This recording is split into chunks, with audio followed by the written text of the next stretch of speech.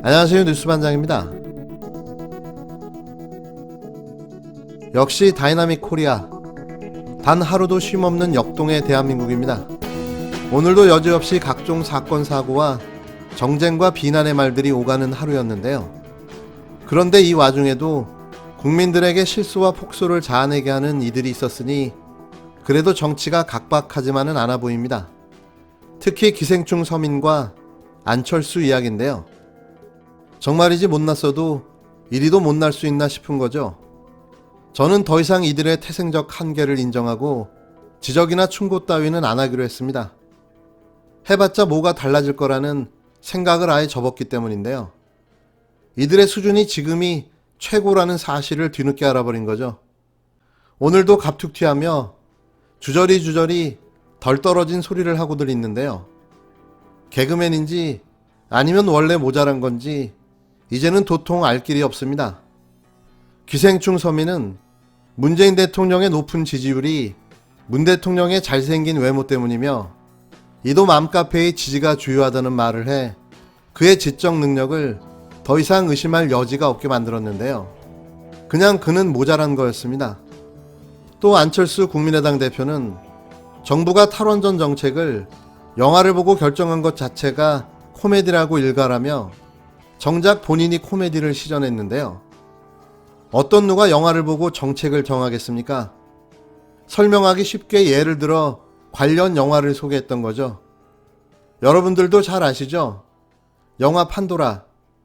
그냥 웃고 넘어가기엔 이들의 부족함은 걱정을 넘어 우려와 불안을 만들어내는 수준인 거죠. 이런 자들이 국정을 논하는 정치판에 기웃거리며 감나라 대추나라 하는 것 자체가 문제가 아닐까 싶습니다. 정치도 앞으로는 시험을 보고 자격을 취득해야 할 수 있는 업종으로 변경하는 것도 대한민국 국민들을 위해 바람직한 일이 되지 않을까 싶습니다. 네. 감사 결과 보고서의 내용과 전혀 다른 쪽에도 지금 압수수색을 하고 있는 건 이거 어떻게 봐야 될까요? 대권 후보 1위로 그 등극을 했는데요. 다분히 정치적 목적의 수사라고 여겨집니다. 상당히 엄중한 것이고 그렇게 1위 후보로 등극하고 이런 국민적 의혹이 제기된다면 그냥 사퇴하고 정치를 해야 되지 않나. 임기제에 기대가지고 임기제를 또는 방패 삼아가지고 이 수사권을 무기로 사실상의 이 정치 행보를 계속한다면 어떻게 해야 됩니까? 아마 본격적으로 정치를 하려면 사퇴를 하는 것이 마땅하지 않나 이런 그 국민적인 그런 지적이 당연히 일어날 것 같습니다.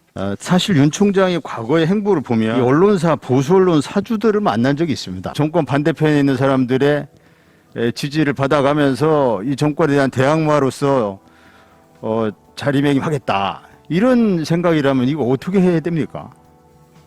정말 답답합니다. 네, 언론이 정치에 미치는 대중 여론에 미치는 영향력은 절대적이고 굉장하고요. 특히 선거가 가까이 올수록 더 그렇죠. 지휘 감독권자로서 좀 더 엄중하게 판단해 보겠습니다. 유력 언론사 사주를 만나러 다니고 국정감사장에서 정치적 발언을 쏟아내며 지역을 순회하며 자신의 조직을 챙긴 결과라고 생각합니다. 명실공히 정치인이 된 것입니다. 그러나 검찰총장은 결코 정치를 하라는 자리가 아닙니다. 대선 주자 1위가 검찰총장을 하는 것 자체가 정치적 중립성을 심각하게 훼손하는 일입니다. 정치를 하려거든 사퇴해서 당당하게 경쟁하는 것이 마땅할 것입니다. 대안이 될 인물조차 내세우지 못하고 있는 야권의 무기력함에 대한 국민들의 엄중한 평가입니다.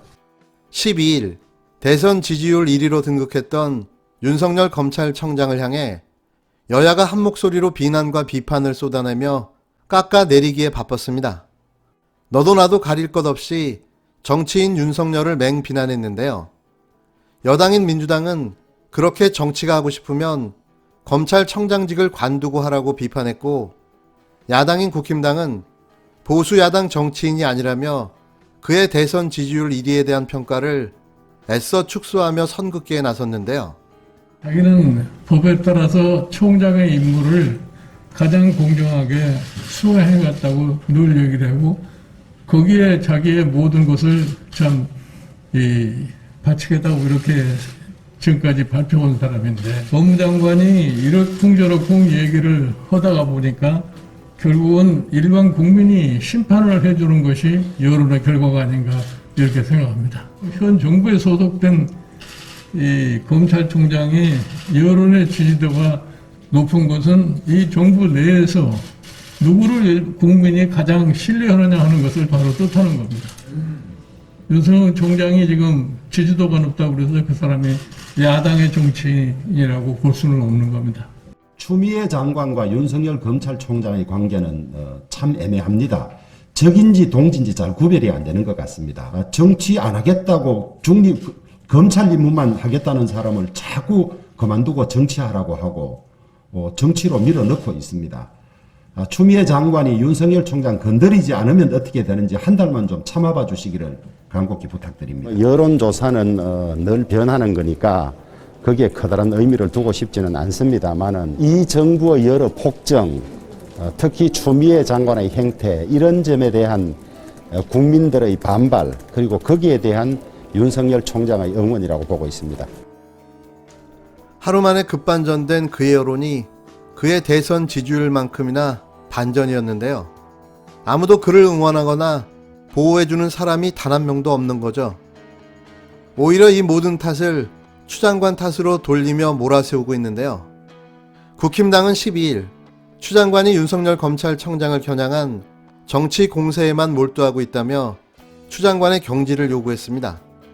이종배 정책위 의장은 이날 비상대책회의에서 추 장관이 전날 윤 청장을 향해 차라리 사퇴하고 정치를 하라고 말한 것을 언급하며 온갖 분란으로 사법권을 조롱 대상으로 전락시킨 법무부 장관을 경질해야 한다고 주장했는데요.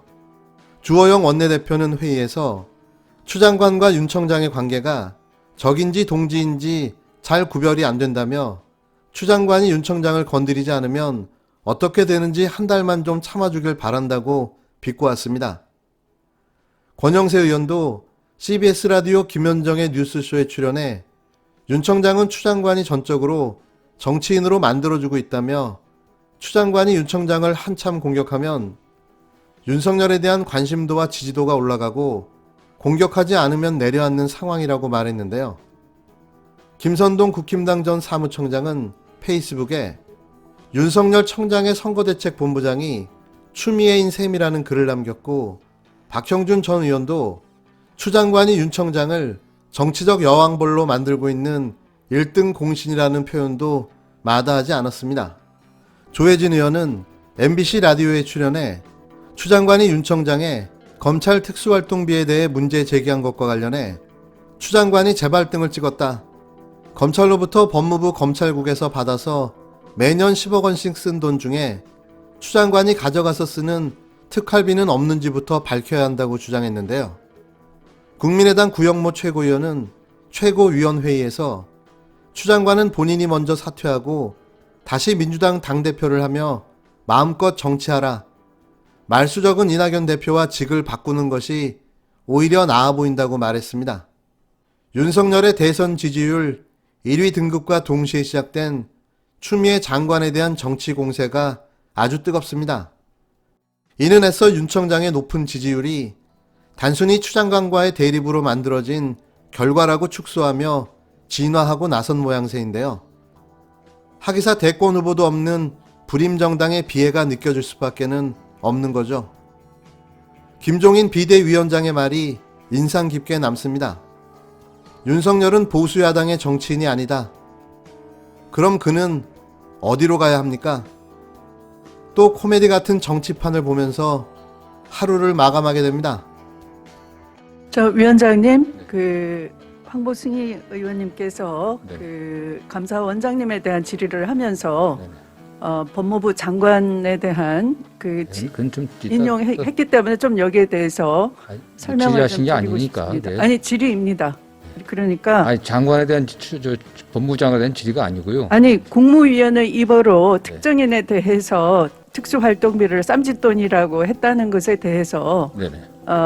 그런 잘못된 발언으로 인해서 이 문제가 야기됐다 이런 표현을 했기 때문에 네. 그것은 법무부 장관은 그 소속 기관에 대해서 특수활동비가 제대로 집행이 되고 있는지 예산을 지도하고 점검할 책무가 있는 것이고요. 그 상당히 자의적으로 집행이 되고 있다라는 그런 혐의점을 발견했기 때문에 지금 진상 조사 중에 있는 것입니다. 네, 그런 정도로 하시면 돼요.